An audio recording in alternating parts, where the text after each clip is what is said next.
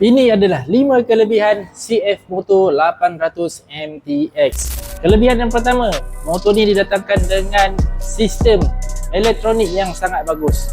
Okay, dia ada traction control, cruise control, ABS, cornering ABS, macam-macam lagi lah. Semua ada dekat meter ni, kita setting saja.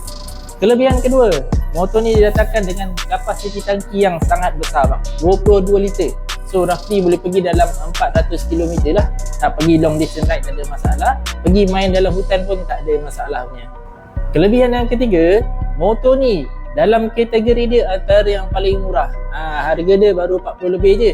Kalau kita tengok motor ni kategori-kategori lain yang sama standard dengan motor ni, harga dia dah mahal lah, 50-60k dah. Kelebihan yang keempat, sistem suspension dia bang. Okay? Sistem suspension dia sangat sesuai untuk dual purpose lah. Off-road boleh, long distance ride pun boleh. Okay? USB fork dekat depan ni boleh laras. Saiz tayar dia 21 inci. Dual disc punya sistem brake dekat depan. Untuk belakang datang dengan monoshock adjustable dan juga single disc punya sistem brake. Saiz tayar dia 18 inci. So kalau korang nak pergi off-road ataupun nak pergi long distance ride, memang sangat sesuai. Kelebihan kelima adalah dashboard dia lah.